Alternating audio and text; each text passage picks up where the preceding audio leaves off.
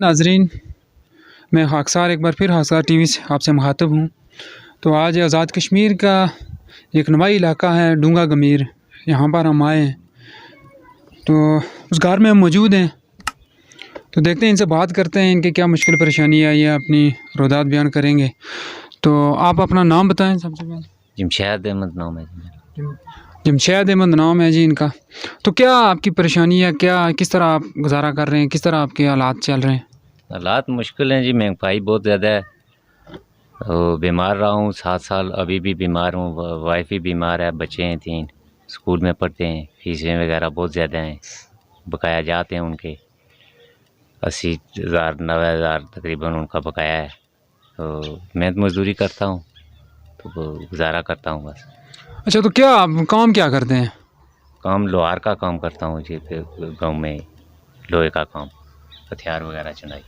अच्छा, तो घर में ही रखा हुआ है या कहीं दुकान रखी? नहीं, घर में ही साइड में दुकान है, उधर रखा हुआ है, घर में ही सिस्टम। अच्छा, तो नाजरीन, हम इधर आए, इनसे बात करते हैं और भी इनसे बात करेंगे, इनके हालात के बारे में जानेंगे हम किस मुश्किल से गुजारा कर रहे हैं। तो ये बता रहे हैं कि ये बीमार रहे 6-7 साल, इनको प्रॉब्लम थी मैदे की। तो ये जो कोई वगैरह खाते थे, जो खाना वो इनको हज़म नहीं होता था, वापस इनको उल्टी हो जाती थी। उस वजह से ये 7 साल रहे हैं चारपाई पर। तो आप बता रहे हैं कि आपकी वाइफ भी बीमार है, उनको क्या प्रॉब्लम है? उनको फालिज का प्रॉब्लम हो गया, 2-3 साल हो गए। अच्छा, तो इनकी वाइफ हमारे साथ बैठे हुए हैं, उनको भी फालिज की प्रॉब्लम है। फालिज का प्रॉब्लम है, वो अभी माशाअल्लाह जवान ही हैं, देखने में ऐसे नहीं महसूस हो सकता है कि ये बीमार हैं, लेकिन इनको फालिज का अटैक हुआ है, जिसकी वजह से ये काफ़ी जो है ना, इनकी एक साइड थोड़ी मफलूज हो गई है।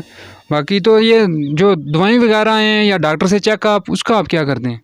डॉक्टर हकीम से चेकअप करवाते हैं। मैं तो 7 साल मेडिकल के रैप में रहा हूँ। इनका इलाज एक हकीम से करवाता हूँ।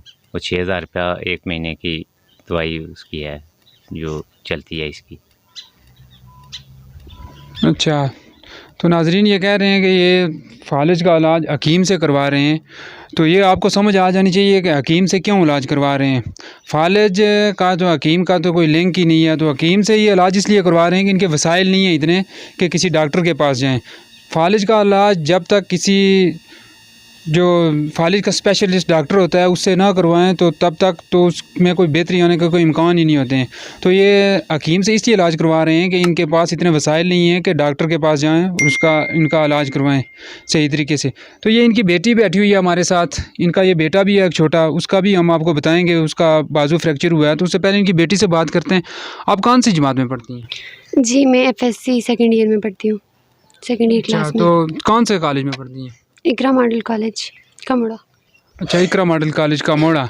तो उसमें जो आपकी किताबों के अखराजात हैं, जो फ़ीस वगैरह हैं, वो कैसे पे करते हैं आप?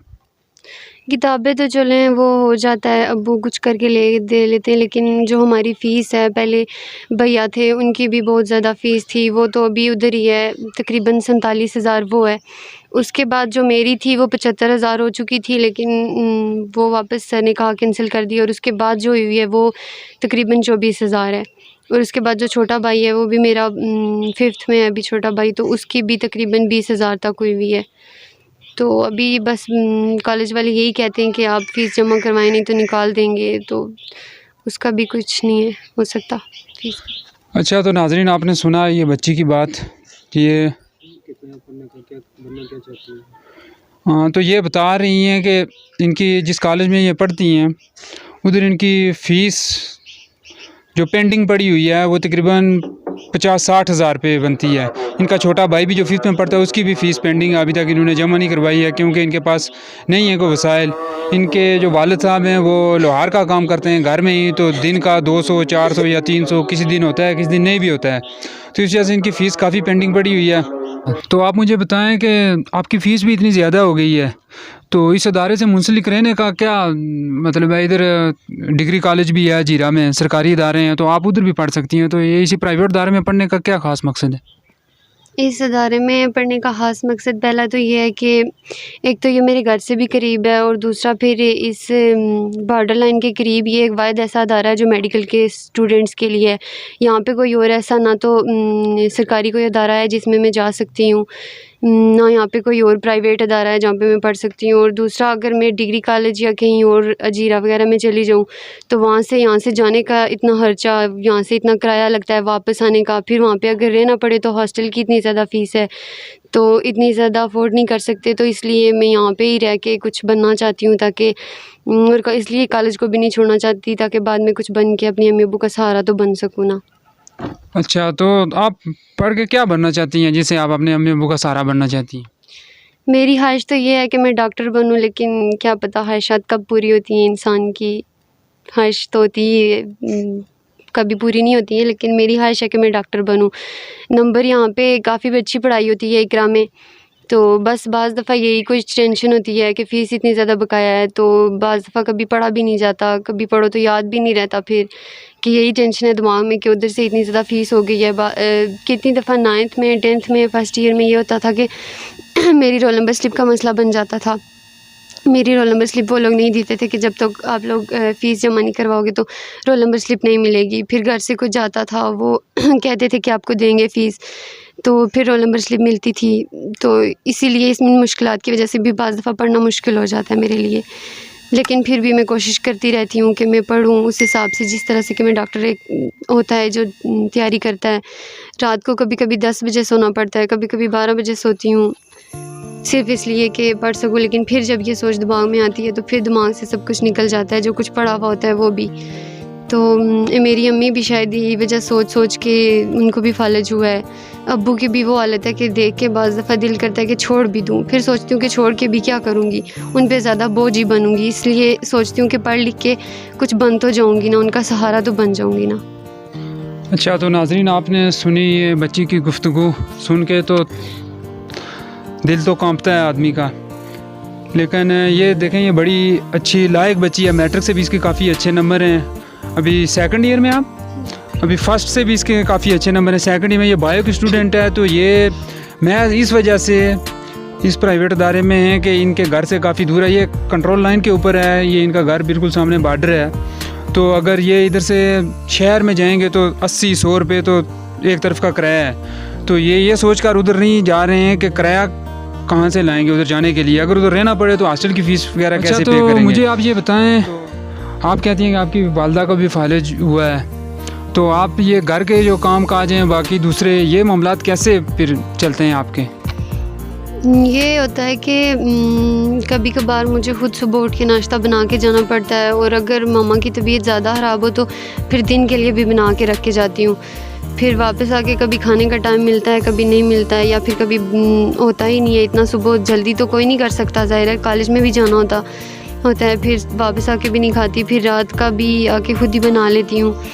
तो बाकी जो घर वगैरह का काम है, सब झाड़ू वगैरह लगाना, कपड़े धोना, तो वो ये काम करती हूँ कि इतवार होता है एक छुट्टी का, तो वो फिर सुबह लगाती हूँ वॉशिंग मशीन, तो फिर शाम को कहीं जाके वो उतारती हूँ। तब तक मामा इसलिए नहीं करने देती क्योंकि यही काम करके ये घर के मट्टी वगैरह फेरना और फिर बाकी घर का काम करना, इसी वजह से शायद उनको फालिज भी पड़ा। तो मैं नहीं चाहती कि अब मामा पे मैं कोई और बर्डन डालूँ, तो इसलिए आधे से ज़्यादा हक काम मैं खुद करती हूँ और साथ में पढ़ती भी हूँ, क्योंकि बाकी काम अगर मैं दिन को करती हूँ तो फिर रात को काफ़ी देर तक मुझे पढ़ना पड़ता है। तो ये है कि बस काम ज़्यादा से ज़्यादा मैं खुद ही करती हूँ, मामा को इतना नहीं कहती। मामा जो करती हैं खुद अपनी मर्ज़ी से करती हैं थोड़ा बहुत। अच्छा, तो आप मुझे ये बताएं कि आप अपने देखने वाले नाजरीन से क्या उनसे कहना चाहती हैं कि क्या वो आपसे ऐसी कैसी हेल्प करें, या क्या कुछ हो तो आप अपने ये सारे मामलात जो है ना बआसानी आप पढ़ भी सकें, और अपने जो घर का आपका मामला है वो आपकी बता रहे थे कि घर भी आपका नहीं है, कच्चा मकान है, टूटा फूटा हुआ है, तो क्या आप अपने देखने वाले नाजरीन से तवक्कुल रखती हैं? मैं बस उनसे यही कहती हूँ कि अगर वो मेरी किसी तरह मदद कर सकते हैं तो बस यही करें कि जो है मेरी स्कूल की फ़ीस किसी तरह मतलब हो जाए, अगर वो कम हो जाए किसी तरह, माफ़ हो जाए, या फिर या इतना हो सके किसी से कि वो अदा कर ले, तो इससे ये है कि मैं आगे सही करके पढ़ भी सकूँगी। और फिर मेरी मम्मा का ये है कि सही तरह से कहीं अगर इलाज हो जाए, क्योंकि वही बात है आपकी कि एक हकीम से इलाज करवा रहे हैं, तो अगर कोई इसका स्पेशल डॉक्टर होगा तो मम्मा भी सही तरह से ठीक हो जाएंगी। तो वो जब ठीक हो जाएंगी तो वो घर का काम कर लेंगी, तो वो घर का काम कर लेंगी तो मैं ईज़ी हो जाऊँगी, तो मैं सही करके पढ़ के मैं भी कुछ बन जाऊँगी। अच्छा, तो नाजरीन, इनका ये एक छोटा बच्चा है, इसका मैंने देखा है, ये बाजू देखें आप, इसका फ्रैक्चर हुआ है, ये देखें, ये कैमरा मैन से कहूँगा थोड़ा जूम करके बताएं। ये बच्चे का बाजू देखें किस तरह टेढ़ा जुड़ा हुआ, जिस जगह पर था वहाँ पर ये वसाइल न होने की वजह से ये इसका मुकम्मल इलाज नहीं करवा सकें। ये छोटा बच्चा है, तो इसका बाजू आप देख सकते हैं।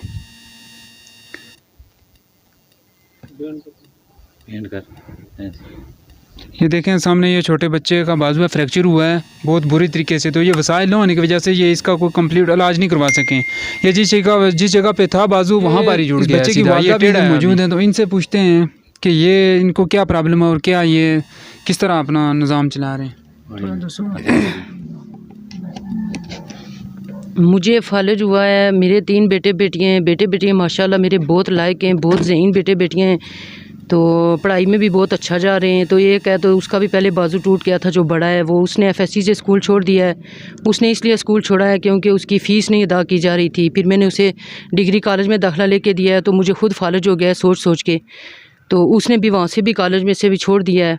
तो अब काम करता है, कभी जाता है काम पे, कभी नहीं जाता है, कहता है आर्मी में जाऊंगा, वो भी उसका भी कोई काम नहीं हुआ है। तो घर भी कच्चा है, तो घर की लिपाई कर करके तो मेरी ये हालत हुई है बच्चों के लिए सोच के। तो ये छोटा बच्चा है, इसका भी बाजू टूटा है, इसका मैंने बहुत इलाज करवाया है, तो इसका बाजू फिर भी सही नहीं जुड़ा है। मैंने चंदा करके इसका ऑपरेशन करवाया है एबटाबाद से, फिर भी इसका बाजू टेढ़ा है। तो मैं आपसे यही कहना चाहूँगी कि आप हमारी जो मदद करें, उसमें से हमारे मकान का कुछ हो जाए, बच्चों की फ़ीस अदा हो जाए। तो मैं भी यही सोच के खुद बीमार हो गई हूँ, एक हकीम से इलाज करवाती हूँ। इतने वसाइल नहीं है कि किसी बड़े अस्पताल में जाके अपना चेकअप करवाऊँ। तो बोलती हूँ तो मेरी आवाज़ जो है ना वो कभी कभी वो जाती है, कपकवा जाती है, सही आवाज़ नहीं है मेरी। 23 दिन मेरी ज़बान बंद रही है, मैं बोल नहीं सकी हूँ। तो यही हकीम ने इलाज किया है, तो उससे मैं उठ के थोड़ी बच्चों का सहारा बनी हूँ। तो देखने वाले नाजरीन से यही इल्तिजा है कि ये जो इन्होंने अपनी कहानी बयान की है, ये इस काबिल नहीं है कि अपने बच्चों को तालीम दिलवा सकें। बच्चे इनके माशाल्लाह काफ़ी लायक हैं, पढ़ने में ज़हीन हैं, तो इनके पास इतने वसाइल नहीं हैं कि उनकी फ़ीस वगैरह अदा कर सकें। इनकी कॉलेज की फ़ीस ये बता रहे थे तकरीबन 80 हज़ार रुपये हो चुकी है, जो कि वाजिबुल अदा है। तो उसकी वजह से इनके बच्चों को कॉलेज से उठा दिया जाता है। तो देखने वाले जो भी हैं, जो कोई हैं इस्तात रखने वाले बंदे, उनसे गुजारिश है कि अल्लाह ने आपको बहुत दिया हुआ है, तो उसमें से अगर किसी आप गरीब की हेल्प कर देंगे तो ये सदका जारिया है। तो इनका नंबर हम स्क्रीन पे चला रहे हैं, सामने इनका नंबर चल रहा है। तो जो कोई आदमी इनकी हेल्प करना चाहता है, ये स्क्रीन पे नंबर है, उससे इनसे डायरेक्ट रब्ता करके इनकी हेल्प कर सकते हैं। तो मिलते हैं एक नई वीडियो के साथ। खुदा हाफिज़।